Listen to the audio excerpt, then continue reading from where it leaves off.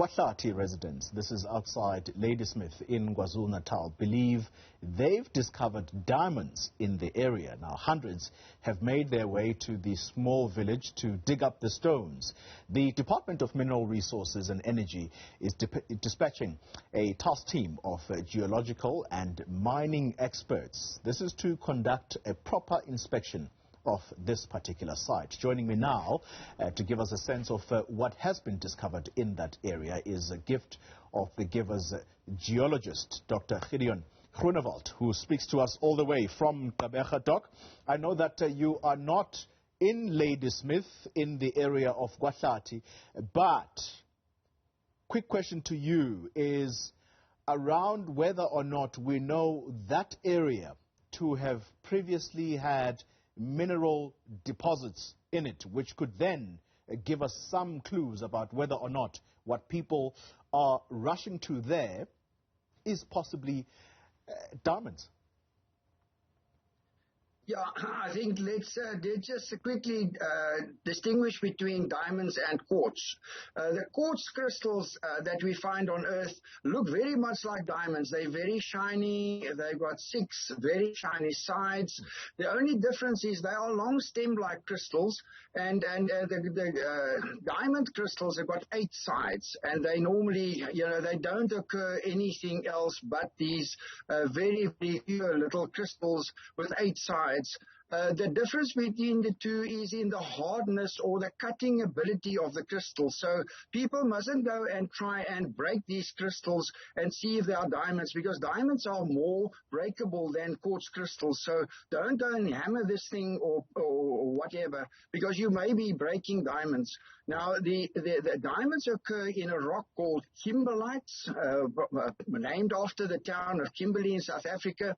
And these rocks look very similar to a rock type that is very abundantly available in the Ladysmith area, which is called dolerite.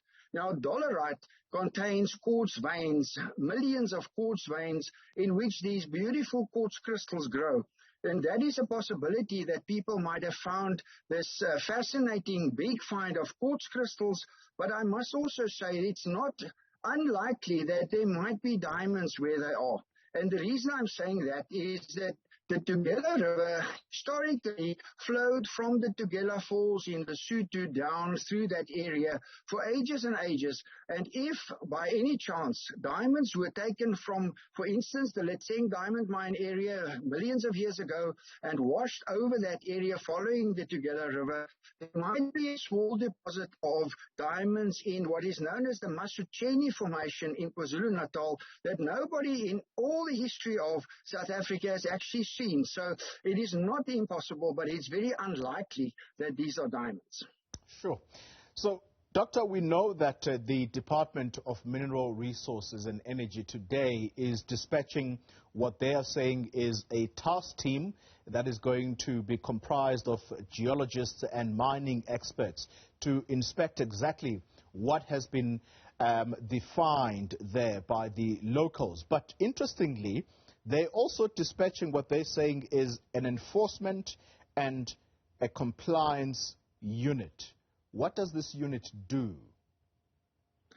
You must remember that diamonds are legally, they are classified as gemstones, and in South Africa it is illegal to pick up gemstones and keep gemstones without a proper permit or mining permit. So you are not allowed as a South African to pick up a raw diamond and keep it with you, and especially thing if you don't have a mining permit or prospecting permit. And that is why the legal team needs to go and inspect. If these are diamonds, then all the people who are picking these up needs to be registered.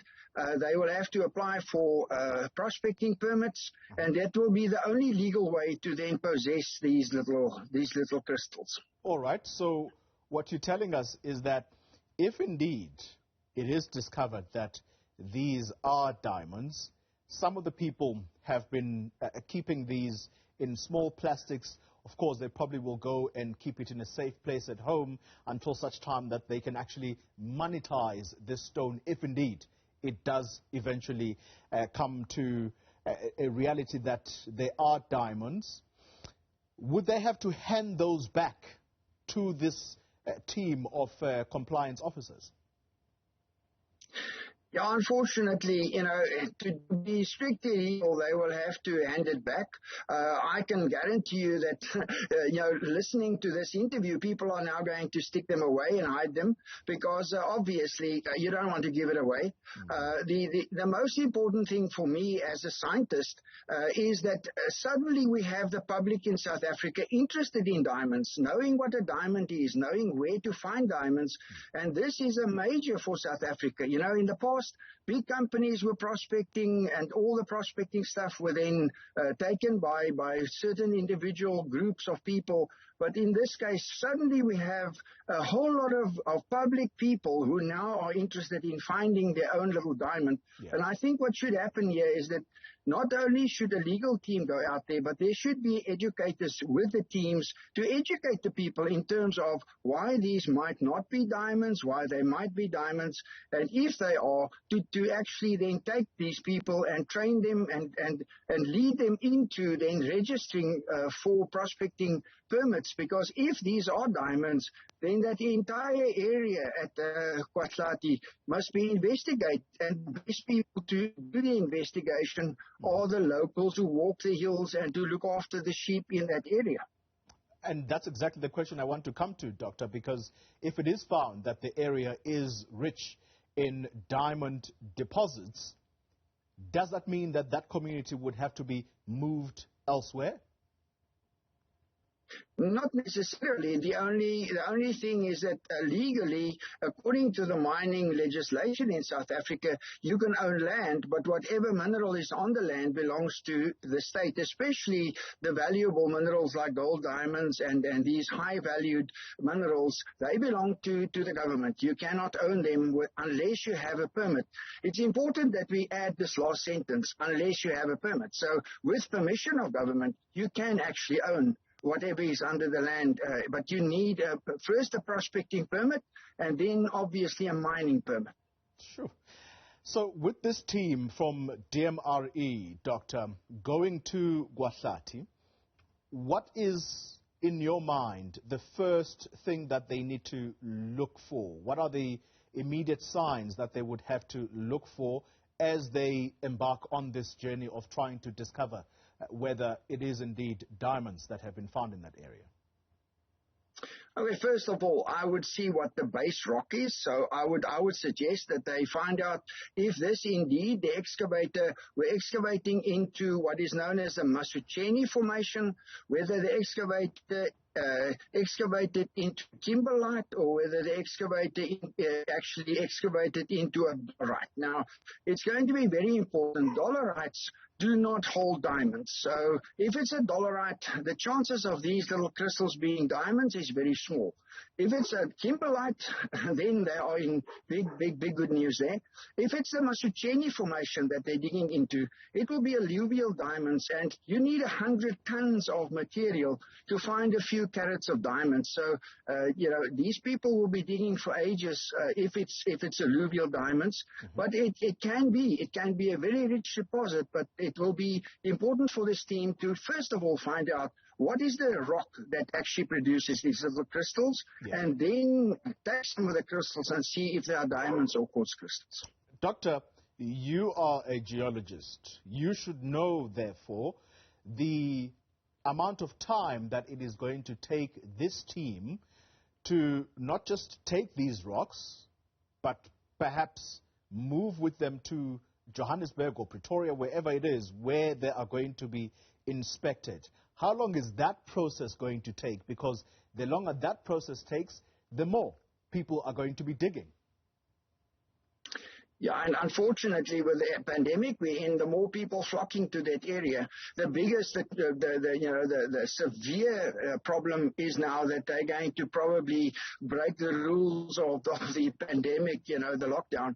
But to make it very simple, it's not that difficult to distinguish between your kimberlites and dolerites. It's not very difficult to distinguish between sand, normal, just alluvial sands, and the Masucheni Formation, and it's not that difficult for an expert to distinguish between quartz and diamonds. It shouldn't take them more than 3-4 days to actually give us an answer.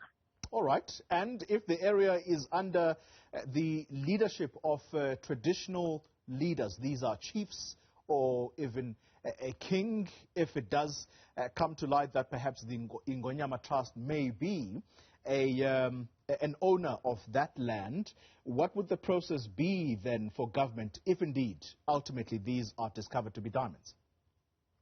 Well, I'm not within the legal fraternity of the country, but I would suggest to His Majesty, if it's in Ngonyama Trust areas, my suggestion to His Majesty will be to immediately appoint the right people to properly apply for, first of all, prospecting permits, and then to apply for mining permit, and keep this as close as his heart and to his chest as possible, and to let the whatever educational value this has, even if it's got crystals of quartz in this, this is a major opportunity for South Africa to do a huge education in that area of the children, to show them what you can actually find in the veld of South Africa. Instead of looking on your smartphone screen, walk around and see what the rocks are around you.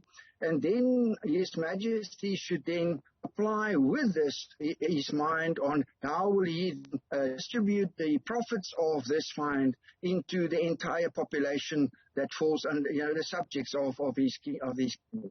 Dr. Gideon Groenewald, thank you very much for your insights there. A geologist with the grouping Gift of the Givers. We know this NGO very well. Thanks indeed for your time. Well, you've heard him.